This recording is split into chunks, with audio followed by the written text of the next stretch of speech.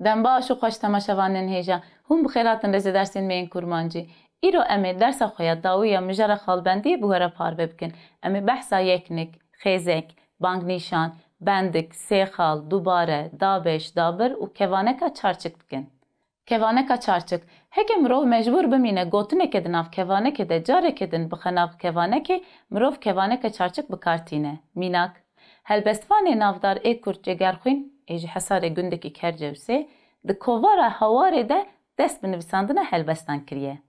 Dunik. Dema ku mirov gotinekê ji devê yekî din bigire, an jî neqil bike, mirov wê gotinê di nav dunikê de nîşan dide. Her wiha diyalog jî heke bi bendikê neyê nîşandan dikeve nav dunikê. Dîsa peyvekê ku ji birî wateya xwe ya bingehîn wekî nav hatibe nîşandan di nav dunikê de tê nivîsîn. Mînak. Pêşiyên me gotine dilê şivan bixwaze dikare nêriyê bidoşe.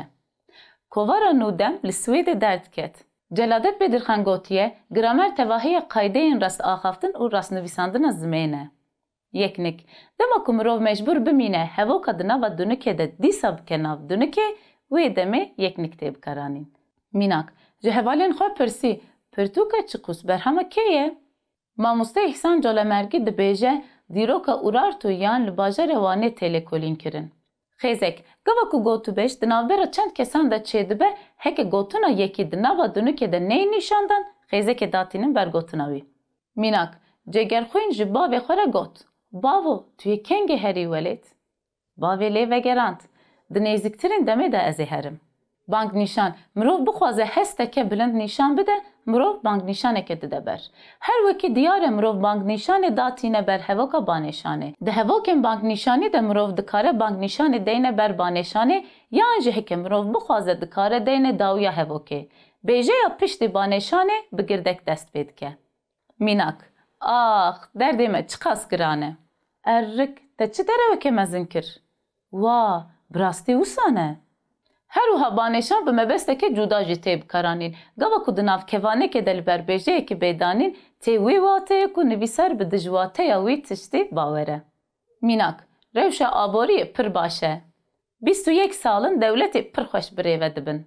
Bendik. Ev nîşan dikeve navbera du bêjeyên ku di navbera wan de hogirî heye. Her wiha gava peyvek ji ber ku di rêzê de bi cih nabe, ji hev bê qut kirin, bendikê datînin dawiya rêzê. Wekî nîşaneyekê divê em bi bîr bixin ku peyv kîte bi kîte tê perçekirin. Gava mirov hêmanên peyvekî nîşan dide, mirov bendikê dixe navbera du hêmanan. Gava ku qertav tên nîşandan heke ji kîjan aliyê ve bi peyvê ve bibe, mirov bendeke datîne wî aliyê qertavê. Mînak. Du sê mirovan pirsa te kir. Mîrê Botan Bedirxan Bek li dijî neyaran serî hilda. Qertefa bi rengê fermanê dide hevokê. Di zimanê me de hinek paşkir hene ku ji navdêr û rengdêran lêkerê çêdikin. Andin yek ji wan e. Hilweşandin.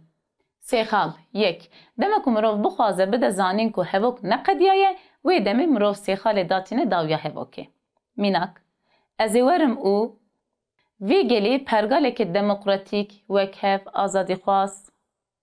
2. Her wiha heke ji nava gotina yekî din tiştekî hatibe derxistin, wê gavê ji mirov bi sê xalan di nav kevanekê de dide zanîn ku ew jêgirtin ne temam e. Mînak. Ehmedê Xanê dibêje ev meywe ne avdar e. Kurmanciyê ev qeder li kar e. 3. Carinan li şûna peyvekê ku mirov naxwaze bikarbîne sêxal tê danîn. Hin mînakşî ji gotinên pêşiyan. Dabir. Di kurmancî de di kurtenivîsa peyvan de qertefa tewangê bi rêya dabirê tê veqetandin. Her wiha di reqeman de ji dîsa qertefa tewangê û veqetandek bi rêya dabirê ji hev têne veqetandin. Mînak. Heştê edarê ji bo jinên berxwedê rojeke pîroz e. Yekîneyên Ewropayê di parlamentoya xwe de biryara piştgiriya Kurdan da. Di kurmancî de qertafên ku rêza hejmaran nîşan didin jî bi dabirê ji reqemê têne veqetandin. Mînak. Amed Spor di lîga xwe de bû yekemîn. Teyrê baz di şikefta herî mezin a seyemîn de hêlîna xwe çêkiribû. Dabir ji bo nîşandana dengê Kurtbûyî jî tê bikaranîn.